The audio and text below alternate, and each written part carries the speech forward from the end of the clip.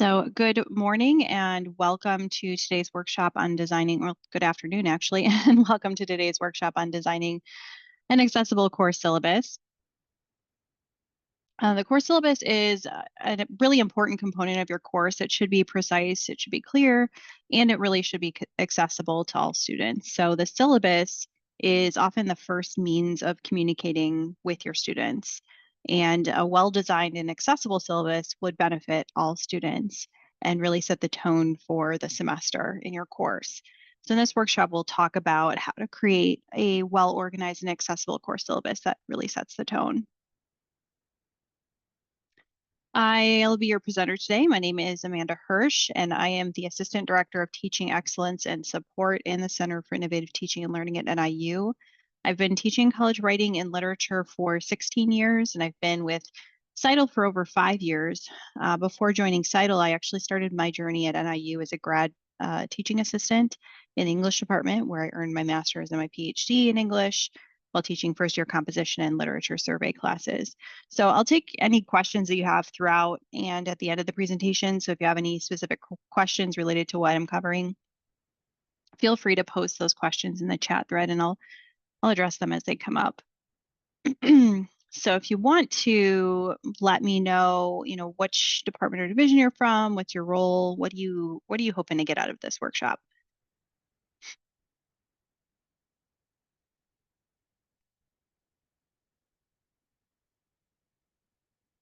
And as a bonus, how are you doing this afternoon? You can share an emoji there in the chat. I'll share mine. I think I need some more coffee.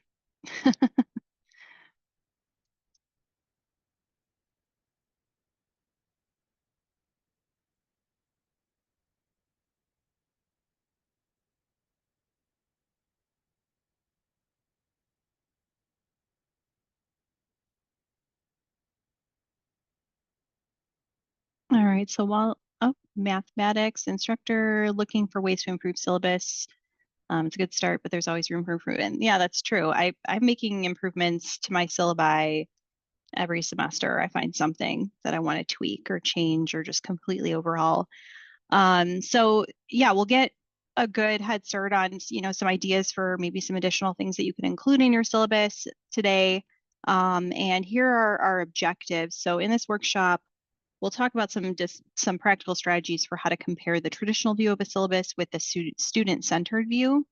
We'll identify some of the benefits of universal design for learning, which we can apply to the syllabus, but also to our course design. We can distinguish between non-accessible and accessible elements of a syllabus. We'll look at using basic tools and strategies to create an accessible syllabus. We'll assess the syllabus experience for students, so navigation, tone, inclusion, etc.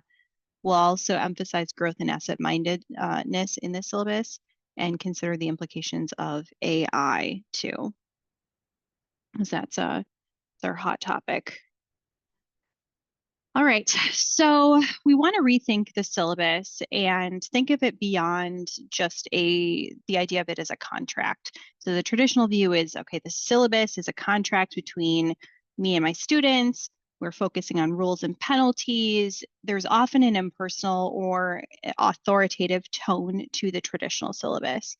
And a new perspective sees the syllabus as more of a learning tool, an opportunity to set a welcome tone, and the chance to showcase your teaching philosophy. So how can I show my students what it's going to be like to be in my class and to learn in my class through how I present the course in my syllabus? Some of the benefits of humanizing the syllabus is that it might reduce student anxiety, increase student engagement, foster a positive learning environment. So we're, setting that tone for positivity from the very beginning and also promoting student success. Here are some of the key elements of a humanized syllabus. First and foremost, welcoming language, also a clear rationale for course components. So explaining to students, why are these different things a part of our course? Next is an emphasis on growth and learning. Then flexibility and support options. And this is going to look different for every course, every, professor, every, even different courses for the same professor might look different with flexibility and support options depending on what students are taking the class, what additional supports they need, how much flexibility they need, and how much you have to give as a faculty member with all of your other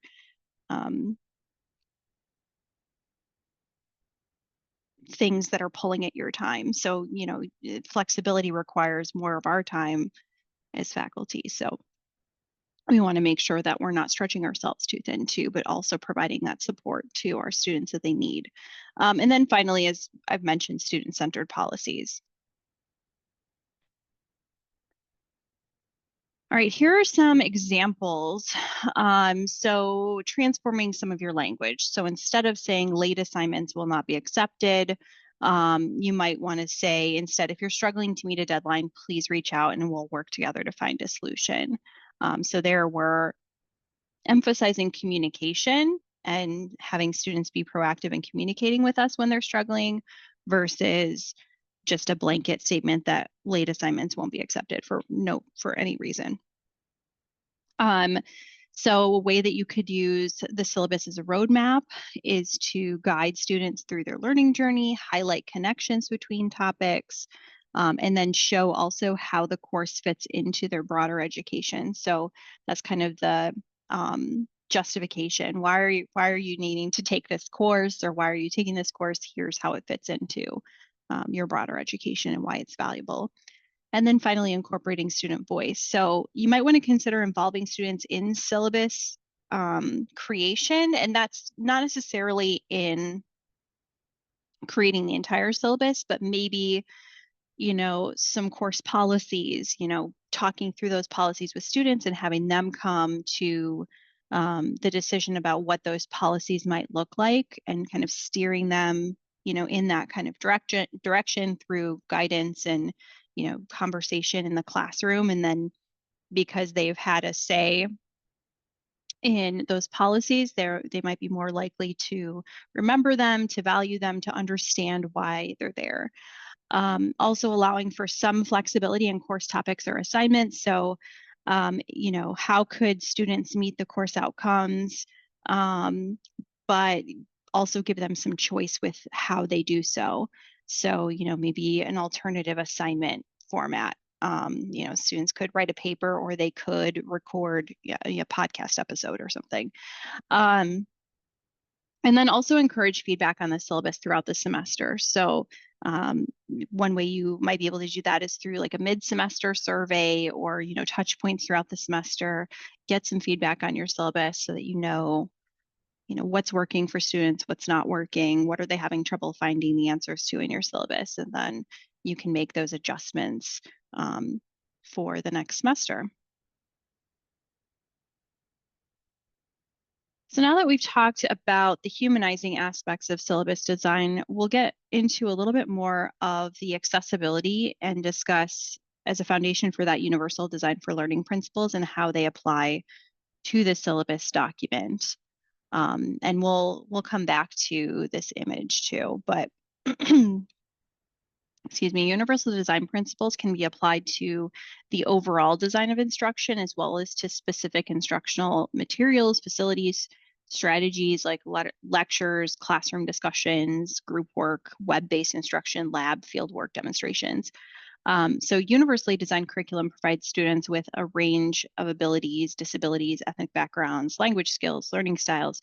It provides them with multiple means of representation, expression, and engagement. So the design of instruction is to be usable by all students without the need for adaptation or specialized design for individual students. So it's not accommodation because we're not providing an accommodation to, one student who gives us, an accommodation letter. Instead, we are adapting or making our class more accessible to all of our students so that hopefully they won't need to ask for that accommodation because it already exists in the course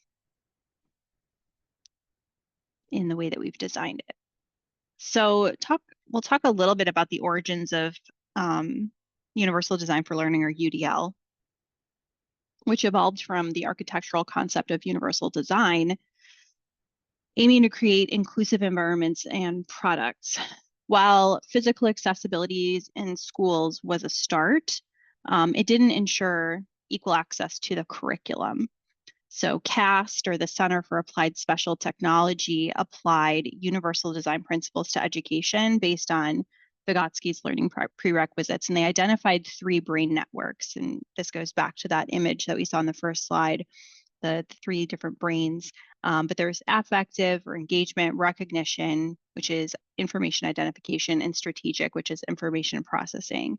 And UDL acknowledges that individual brains process information differently. So our curricula needs to be flexible to accommodate those various ways of processing information, which requires us to understand student variability, design flexible instructional methods, materials, environments, and assessments.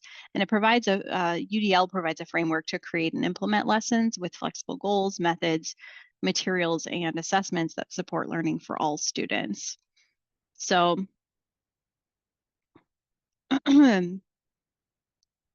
learning happens in this interaction between an individual and the environment, or the transaction between those two things. So it could be social and contextual. For that reason, it's really important to understand how a person's knowledge shifts and changes as they interact with their environment. A single class might include students who struggle to learn for any number of reasons. Like there could be learning disabilities, sensory, physical disabilities, English language barriers, cultural barriers or customs, emotional or behavioral issues, or even just limited access to or experience with using technology. So the UDS and the syllabus, why is this important for higher education? Often the syllabus gives our students this first impression about what to expect from their upcoming learning environment in our class. So this is an opportunity for us to set that class climate, to identify the learning expectations and talk about those options and the accessibility of our course. And incorporating UDL principles into our syllabus design offers a lot of benefits. It enhances the accessibility for all of our students, including those with disabilities, while reducing the need for individual accommodations.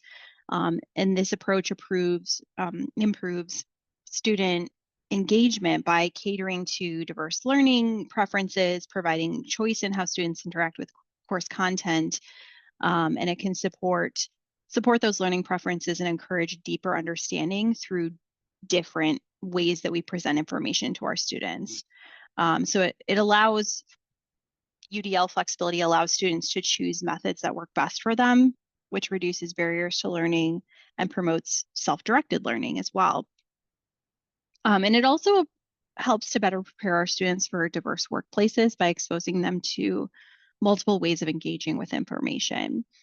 And then also it helps increase transparency in our expectations for our course and support to diverse student populations, including international and non-traditional learners. So ultimately, implementing universal design for learning and syllabus design can lead to, our improved communication to students, so that because they appreciate that thoughtful and flexible approach to their education as well. So these are the 3 brains again. And we'll start at the end and then kind of work our way, start on the right and then work our way towards the left. So we have the affective networks, the why of learning. In a syllabus, the affective network relates to engaging students and motivating them to learn.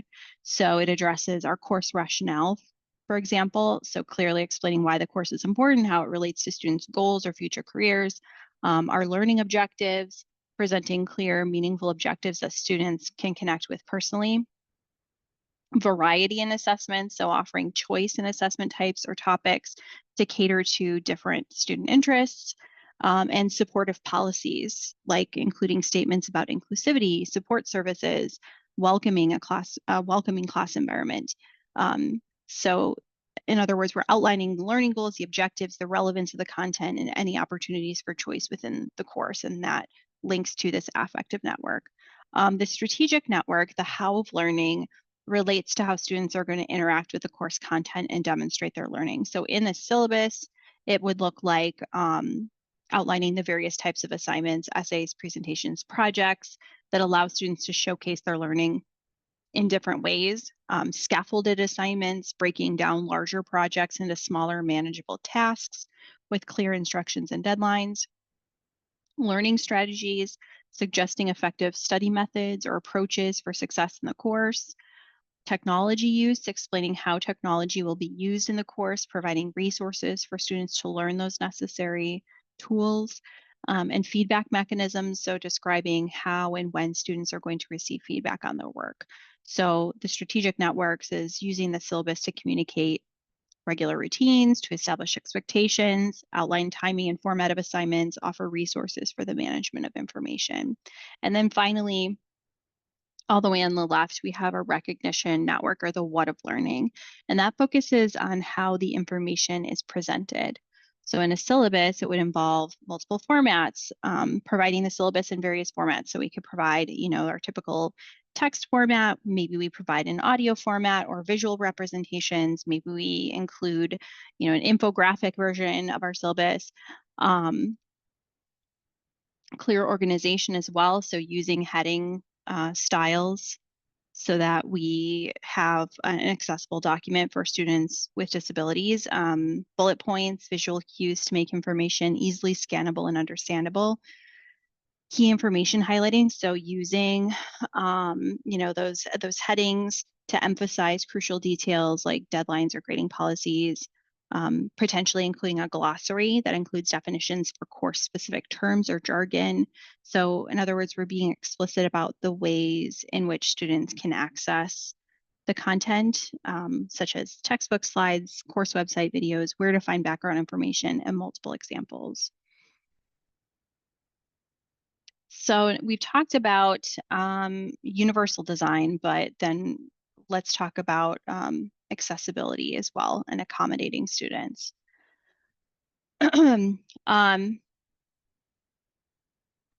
So NIU's campus is welcoming to all students. That is our goal, and we're committed to providing a range of accommodations for specific student needs. So the U.S. Department of Education and Higher Learning Commission requires that all courses have a syllabus that's made available to each student enrolled in each course by the first class meeting. At a minimum, regarding student accommodations, all syllabi, at least on NIU's campus, have to include the Americans with Disabilities statement. And with the ADA statement, you can also add a statement requesting that students with disabilities contact you regarding accommodation needs, and provide information about the Disability Resource Center website. There are other ways too that NIU accommodates its students. There are a lot of different statements, and I'll paste a bunch of these and I'll send them afterwards too. So we have a ton of statements about how we accommodate our students.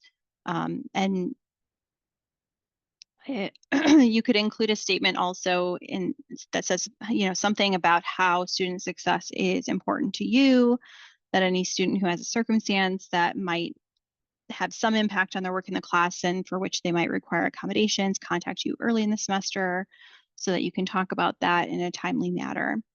And, if they do need an official accommodation, then you can refer them to the DRC.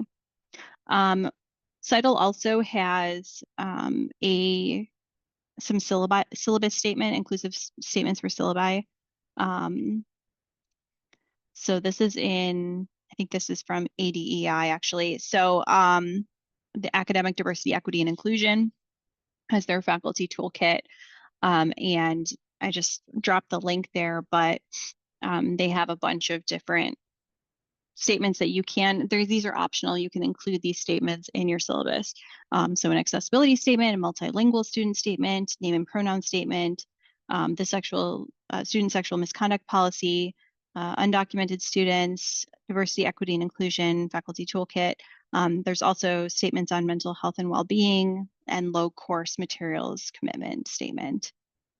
So having those statements in your syllabus can help students understand, what your commitment is to inclusion. All right, AI course policies. So having an AI policy is important. Some professors allow any use of AI in completion of coursework, others prohibit it entirely. Others are somewhere in the middle. So it's really important to clearly convey when and how you allow the use of AI in your courses, if at all, and to do that in a course policy in your syllabus. Otherwise, students might assume that rules from other classes also apply to yours, which can, lead to inadvertent violations of academic integrity and cause, problems. And you might have different policies based on different assignment types as well. So you probably already have some different sets of expectations across the assessments in your course. So textbook use, for example, might be encouraged on homework but prohibited on exams.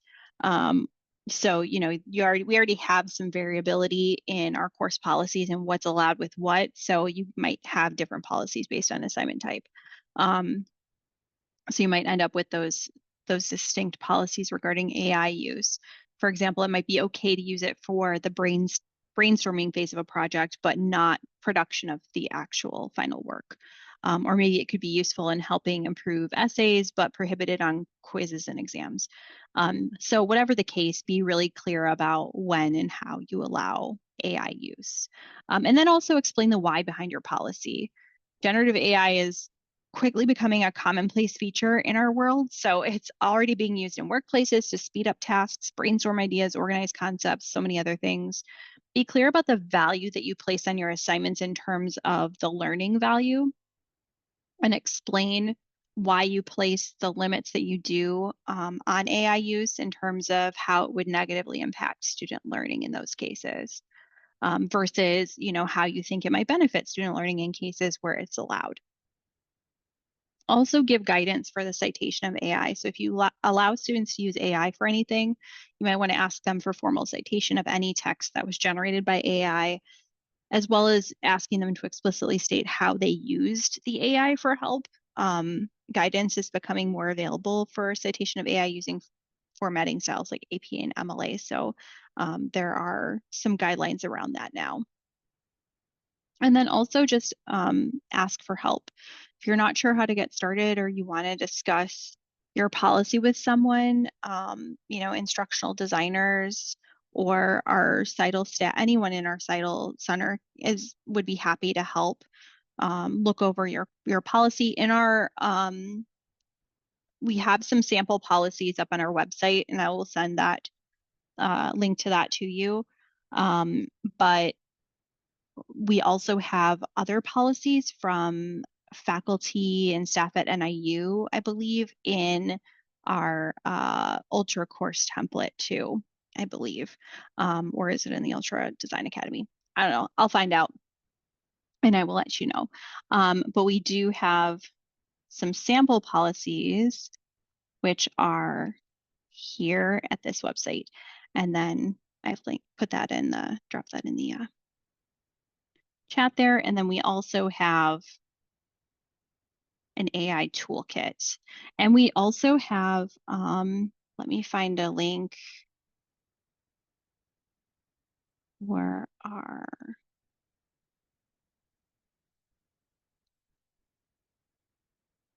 we have an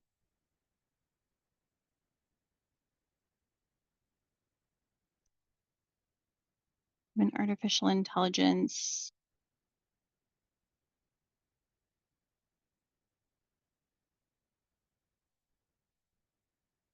I think it's this one. Okay, yeah, it's just in our toolkit.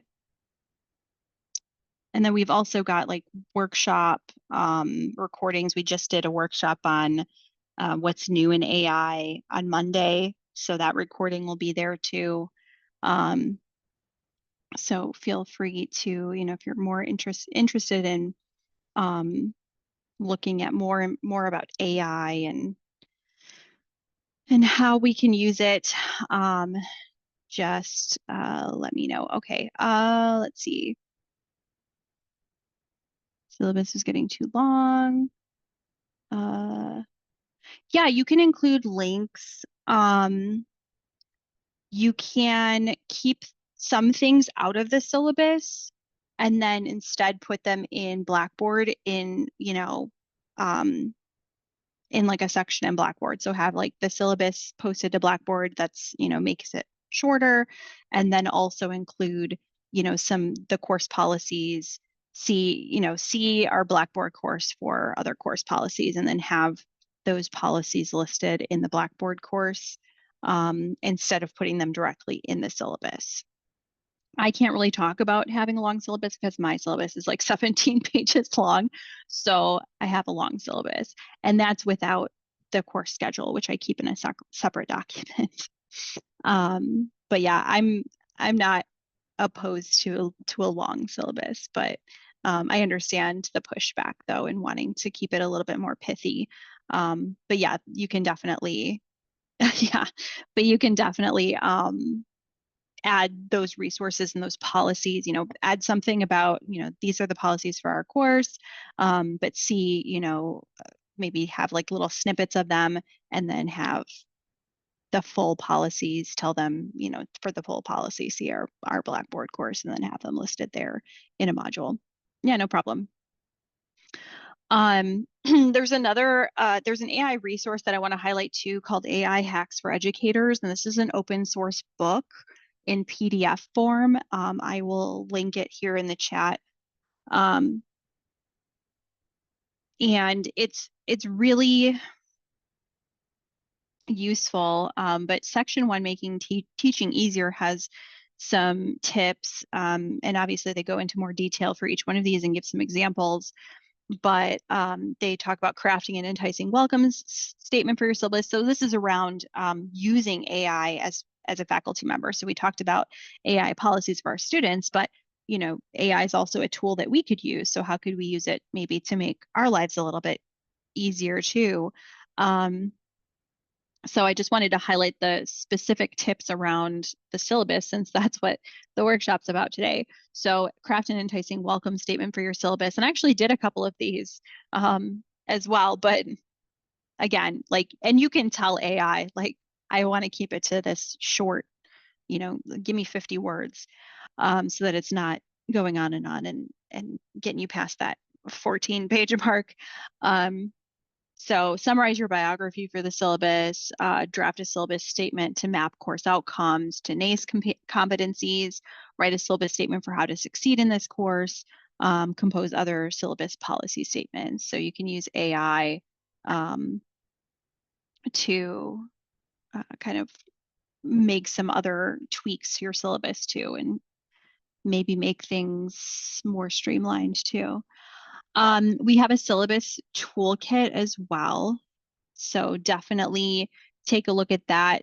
There are a lot of guides in the syllabus toolkit, including an accessible syllabus guide, and that gives you step-by-step guidance for creating an accessible syllabus in Microsoft Word specifically. So that's really useful. And it has some really great information about what components you need in a syllabus document to make it accessible to students with disabilities. There's also a syllabus checklist. We have a list of some sample syllabus statements, course policies for AI, information about learner-centered syllabi, student success guides. There's also a workload estimator that estimates required time on task for student participation in learning activities. That's really useful because sometimes we don't always, as the learning facilitator, know how much time it's going to take for students to do things. And so we assign things that we think are important without really thinking about, okay, how long is the student really going to need to do all of this work? So the workload estimator is helpful for kind of putting that into perspective for us. So that's been helpful for me. All right, so moving along, what is accessibility, first of all? I guess like 20th of all at this point, but accessibility means making sure that your content is available to as many people as possible. But especially individuals with hearing, visual, or cognitive impairments who often use assistive technologies. And beginning back before the pandemic in 2018, NIU implemented a policy for producing, developing, maintaining, and using technology. And I'll share the link to that. I think I've got the updated link here. Yes, I do. So there, so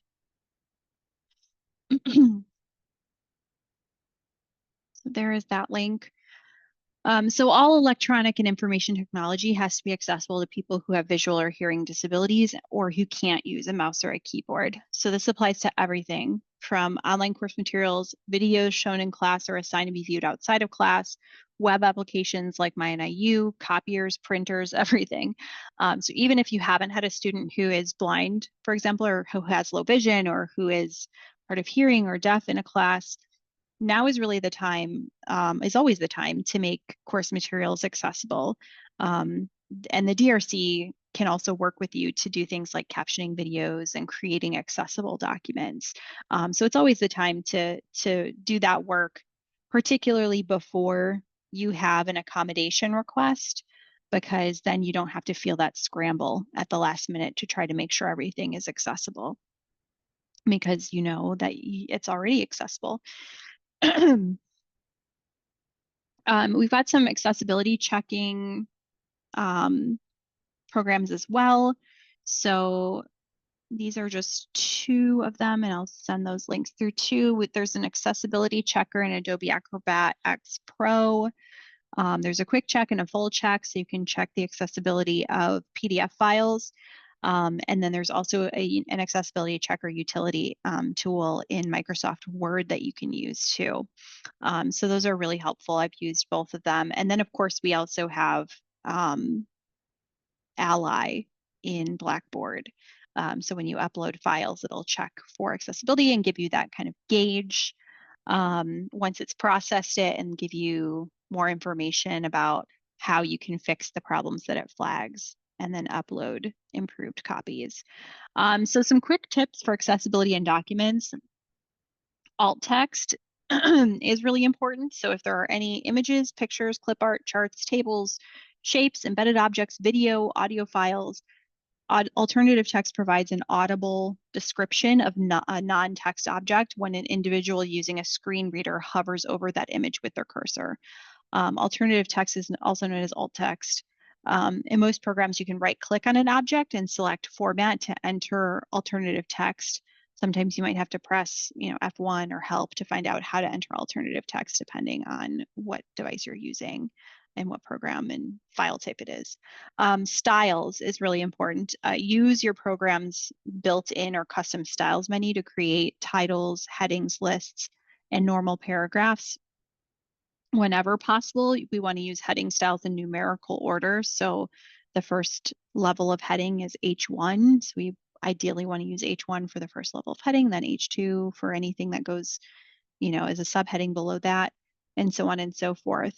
When creating lists, ideally we would only use round bullets. Very few of the fancier like bullets with little pictures are recognizable or read by today's screen readers. So keeping it as simple as possible is going to be more accessible. Also specifying column, header, rows, and tables. So design tables with as simple of a structure of rows and columns as possible, and specify which row is your header or your row title. And then there's a setting in Microsoft Word in order to do that, and also in Google Docs. Also use meaningful hyperlinks. So don't use, to apply, click here. Use a hyperlink that describes an item, like to apply, go to the fillable college application, and then fillable college application would be hyperlinked. Also avoid using blank cells for formatting or paragraph marks for spacing between lines or paragraphs. Blank cells in a spreadsheet and formatting marks in a Word document create a stutter sound on a screen reader that can become really annoying or distracting to the listener.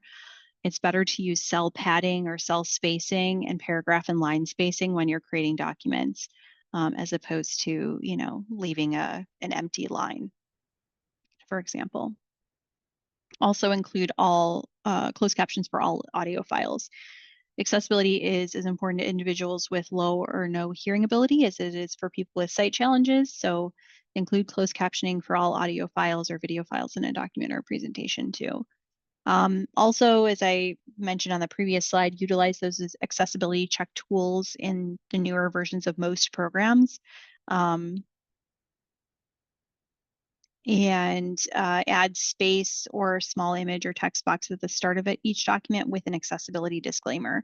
So this tells readers who and where to call for assistance with the document or the presentation should they have difficulty reading or understanding it.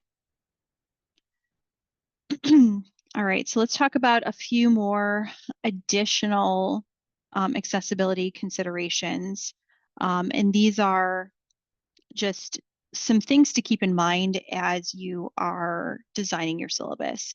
So the first, design for ease of finding information. The way that I used to design my syllabus was I put things in the order that I thought they were the most important. And when I thought about it from a student perspective, I realized that that would be hard to navigate when I'm trying to find the answer to a question that I have, because I don't know like what order my professor thinks that this is going to be important. So I don't know what page to find this information on. I got a lot more questions from my students about where to find information on the syllabus or questions for things that were answered in the syllabus. And you don't want your student to have to read the entire syllabus every time they have a question. You want them to be able to find the answer quickly. So what I've done now, I use style headings so that they can use the navigation pane to find information, but I also alphabetize. So after the essential information on the first page, like, where is this class? What is the name of the class? What's the course description? Course objectives and those kinds of nuts and bolts things. After that, everything, all of my headings are alphabetized so that students can find the information, hopefully a little bit easier. And I show them how to use that navigation pane as well so that they can find information that they need. And then we do a syllabus reconnaissance activity as a group project or a group activity in the first day of class. So I'm not standing up there reading the syllabus off to my students. I'm having them work in groups, then they can socialize, get to know each other, but also find answers to questions that I'm giving them on a single worksheet for their group. And that way I know that they've navigated, and then we go over that as a class afterwards. So it usually takes about half an hour to 45 minutes for them to find the answers to the questions, and write them all down. And then we go through them as a whole class. And that way, if there's any that they couldn't find the answer to, or maybe they got the answer wrong, then I can clarify that. And I can show them, what the correct answer is, where to find that information if they had difficulty with it. So they seem to enjoy that. Something else to consider is to emphasize growth and asset mindsets. A growth mindset conveys to students that the instructor believes they can grow their abilities if they put in that time and effort, use success strategies, and reach out for help when they're struggling. An asset mindset sees all students as capable of learning while still having high expectations and using students' strengths to help them succeed with challenging curriculum. For asset mindset to work, we need to get to know our students, though, well enough that we can help them see their own strengths and existing knowledge. In other words, this is looking at your students and what they bring with them as strengths, embracing those strengths and experiences, and helping students move forward with your high expectations. So on the other hand, we have deficit mindset and fixed mindset, which are things that we do not want. So a deficit mindset focuses on what students lack. In other words, it's looking at their weaknesses rather than what they have to offer. And a fixed mindset is believing that intelligence and ability are innate and cannot be changed. Syllabi that use fixed mindset messaging convey that some students can do it, some can't. There isn't much that can be done to change that. So for example, a professor who might say, and I don't know if any professors still do this, but they did it when I was in college. Look to the left of you, look to the right, one of you is going to fail this class. So that's a fixed mindset, and also a deficit mindset as well. So this type of message disproportionately affects structurally and historically marginalized students, which we definitely do not want to do. Another thing to be aware of is being intentional about the tone of your syllabus. So first, communicate your respect for your students. Students from historically marginalized groups might question whether faculty will treat them fairly in interactions, grading, evaluation, and policies that communicate respect and care for students can lessen this social identity threat for those students. Additionally, we want to take the diversity and complexity of our students' lives into account when crafting our syllabi. If a policy assumes that all students share the same identities or lived experiences, students from underrepresented groups can feel that they're not seen or valued in the learning environment. So by acknowledging diverse student experiences in our course policies and integrating flexibility into course policies that provide for reasonable accommodations to meet the needs of various student circumstances, we show our students that they're valued in our classroom. So some of the ways that we can be intentional about tone in the syllabus include the things that are on the screen right now. So expressing through your syllabus tone and how you quote unquote speak to students in your syllabus that you're approachable and that you want to help them succeed. Communicating that you care about students as people and as learners, conveying to students that they belong in your course, valuing the wealth of students' diversity of experience and perspectives, normalizing that students will face challenges in your course and in general, and also normalizing seeking support and utilizing resources available to help students overcome those challenges. So building resilience in our students. And then finally, avoiding a laundry list of blaming statements or should nots based on past student behavior. So in other words, that's just giving your current students the benefit of the doubt and not admonishing them for prior students' perceived transgressions. Something else to consider in our syllabus development is to promote identity safety. In an identity-safe classroom, students from diverse identities and backgrounds feel welcome, valued, respected, and like they're recognized as having the potential to succeed and are less likely to experience social identity threat, which is the concern that they will be viewed in terms of negative stereotypes rather than their identity as an individual. Social identity threat can be provoked by subtle or overt messages about who is likely to be successful or by the lack of peers, instructors, or discipline professionals that share that students group memberships. So experiencing identity threat as a result of being negatively stereotyped, underestimated based on group identity, or being subjected to a hostile racial climate undermines academic retention and achievement, and it lowers social belonging. On the other hand, identity-safe classrooms that communicate that all students are valued, respected, and capable of success improve student learning and foster student engagement. A few strategies that help to promote identity safety in classes include establishing norms for course conduct that include reinforcement of civil and respectful communication, acknowledging and valuing the diverse identities of our students, providing information on historical and social contexts that might have systemically marginalized student groups to shine a light on the barriers to success that are not students' fault, using inclusive teaching practices regularly, and reinforcing inclusive climate messages throughout the semester. Some pitfalls to avoid when promoting identity safety include inadvertently creating an unsafe environment by promoting unconstrained freedom of expression, mistaking creating a safe environment with creating an environment in which students are always comfortable. So students should be challenged. They should engage in self-reflection, which might make them uncomfortable at times. So say a safe environment is not the same as a comfortable environment. There will be discomfort in learning. Overcorrecting, for example, realizing you call on one type of student more often than others, and then overcorrecting and then never calling on that type of student. Another pitfall is placing the burden on students from historically marginalized groups to speak for their groups. So focus on students as individuals rather than asking them to represent any specific group. And finally, not being open to criticism is a pitfall. So It's natural, I think, but something that we want to avoid is getting defensive if students point out when our efforts at inclusion fall short, because this doesn't help us grow, becoming defensive. So listen to, acknowledge, and address our students' concerns is what we should be doing. And then make the syllabus student-centered.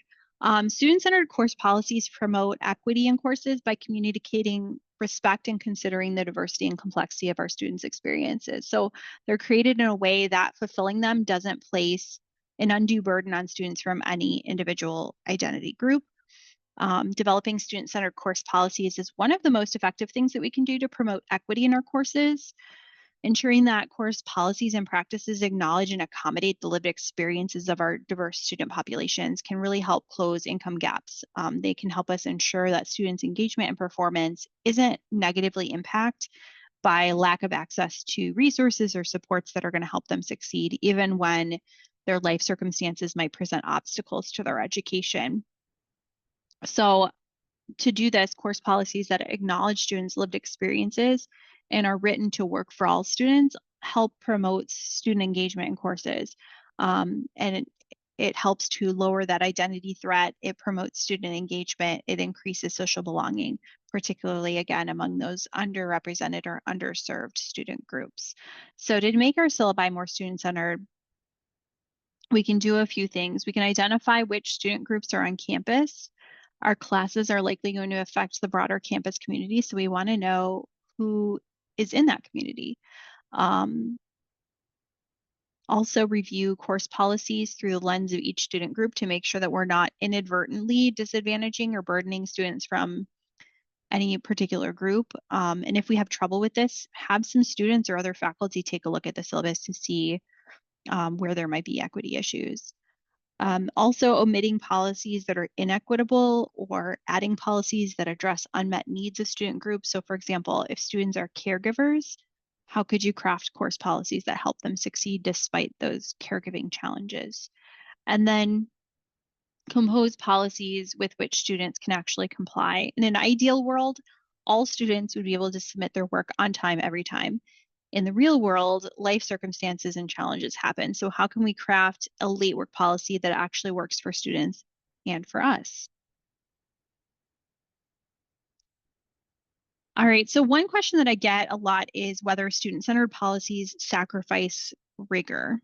Um, so or don't hold students accountable. So when we're considering that question, I think we need to identify what the real goal is for course assignments and policies.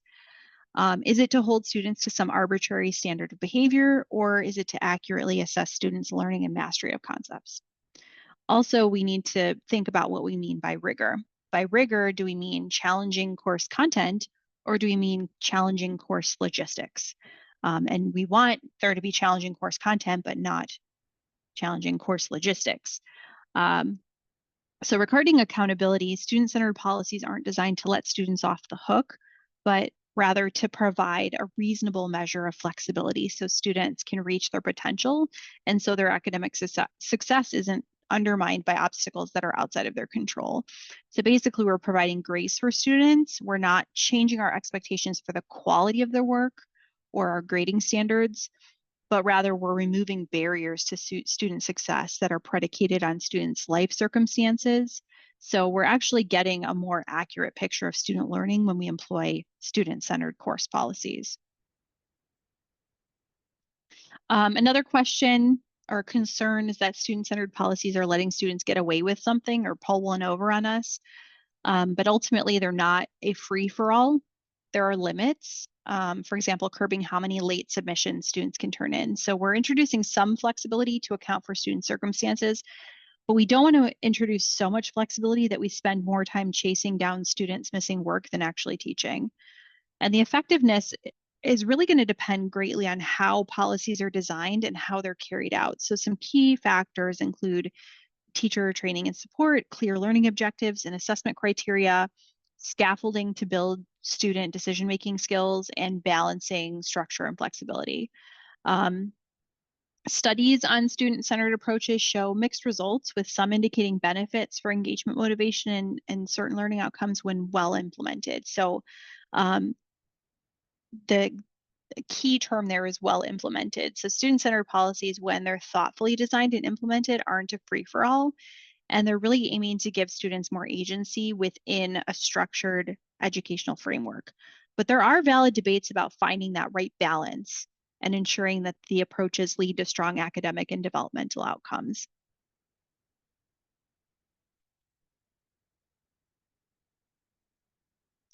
Another concern is about cheating. Student-centered policies might actually help reduce cheating because students generally resort to cheating because they're afraid of failing, they feel pressure to do well, they don't understand the assignment. So if we have student-centered policies that provide students with opportunities to ask questions or give them more time to seek help, or when they're feeling overwhelmed, they might be less tempted to cheat. Student-centered approaches often emphasize things like project-based learning, personalized assessments, collaborative work, self-directed learning, authentic real-world tasks, factors that might reduce cheating. Personalized assignments might make copying less feasible. Project-based work can be harder to plagiarize than traditional work. Emphasis on process and learning journey, not just on the final project or the product. So if we're emphasizing every step along the way rather than just a final project or product, then there's less room there for cheating, I think. And then also increased engagement might reduce the motivation to cheat. Some factors that could potentially increase cheating, if there's more take-home or more independent work, that could increase cheating. Increased use of technology and online resources, AI, always a concern. Collaborative projects could blur the lines of individual contribution, so you want to be careful when you're assigning those types of assessments, and then also when you're designing them and when you're assessing them. And there might be some pressure to perform in self-directed environments as well. Studies on the topic also show some mixed results. Some indicate that student-centered approaches can reduce academic dishonesty by increasing engagement and intrinsic motivation, though. And there's, again, this importance of implementation. So the impact on cheating really depends on how the policies are designed and enforced. So we want clear guidelines on academic integrity, teaching. We want to teach research and citation skills. We want to design assessments that value process and creativity. And we want to foster a culture of academic honesty. And just as a comparison to traditional methods, traditional education models also face significant cheating issues. So the question isn't whether student-centered policies eliminates cheating, but whether they manage it effectively compared to other approaches. Student-centered policies often aim to develop skills like critical thinking, creativity, self-management, and those skills may contribute to a deeper understanding of academic integrity. So student-centered policies don't inherently promote cheating, but their impact on academic integrity depends largely on implementation and the overall educational culture. When designed thoughtfully, these approaches might actually reduce incentives for cheating by increasing that engagement piece and emphasizing learning processes over things like rote memorization or easily copied outputs. And then I know we're running low on time, but I'm going to try to get through these last 4 slides. Do student-centered policies conflict with developing professional skills? So this is one that I hear a lot in my role, both with CITL and as a faculty member myself at other institutions. So professors are worried about offering extensions on assignments or accepting late work because, quote, in the real world, when students are working, they'll be required to adhere to deadlines. But in reality, employees can ask for extensions in a professional environment, and managers are receptive to those requests within reason. There are other skills that we're helping students to develop when we have student-centered course policies like resilience, self-advocacy, effective communication, time management. So the definition of professional skills, we should clarify what's typically meant by that. Time management, communication, written and verbal, teamwork and collaboration, problem solving, adaptability, leadership, critical thinking, responsibility and accountability. And a lot of those professional skills align with student-centered policies. So project-based learning No problem. Thank you. Yes, of course, I will send that out. Project-based learning mimics real-world environments, develops time management, teamwork, and problem-solving skills, encourages responsibility for project outcomes. Self-directed learning fosters self-motivation and time management, develops research and critical thinking skills, encourages taking the initiative, which is a valued professional trait. Collaborative work directly develops teamwork and communication skills. It can involve leadership opportunities, and it teaches conflict resolution and negotiation. And personalized learning plans, it can help develop goal setting and self-assessment skills and encourage adaptability as students navigate different learning approaches. There are some potential areas of conflict, a lack of rigid deadlines. So the worry is that students won't learn to meet strict deadlines. A counter argument to that is flexible deadlines can teach prioritization and project management. Students have too much freedom of choice. The worry might be that students won't learn to handle assigned tasks that they dislike. A counter argument to that is that choice can increase engagement and also teach decision making. And then finally, emphasis on individual interests. The worry is that students won't develop well-rounded skills. And then the counter to that might be pursuing interests deeply can teach persistence and specialization. There's a balancing act that goes on with student-centered policies and professional skills. So there's this finding a balance, providing choice within structured frameworks, teaching self-management alongside flexibility, incorporating real-world constraints and expectations in a project. And also many modern workplaces value skills that align with student-centered approaches. So adaptability and continuous learning, creative problem solving, collaboration across diverse teams, self-direction and initiative, and student-centered policies can and should explicitly address professional skill development, reflection exercises on skill growth, peer and self-evaluations, incorporating professional norms into project guidelines, bringing in industry professionals to provide context. So studies have shown that well-implemented student-centered approaches can effectively develop professional skills, and often more so than traditional lecture-based methods. So student-centered policies don't inherently conflict with developing professional skills, and in fact, when they're thoughtfully designed, they can provide a more authentic environment for cultivating those skills. The key always is in the implementation, ensuring that professional skill development is an explicit goal and that the policies provide appropriate structure and guidance alongside student agency. So again, provide appropriate structure and guidance alongside student agency. The perception of conflict often stems from a narrow view of professional skills or a misunderstanding of how student-centered policies work in practice. So addressing those misconceptions and demonstrating the alignment between student-centered approaches and workplace expectations can actually help alleviate faculty concerns. And so here's a list of some student-centered learning studies that I will send out as well. And any questions or concerns, you can feel free to contact me. Again, I am Dr. Amanda Hirsch for the Center for Innovative Teaching and Learning at Northern Illinois University.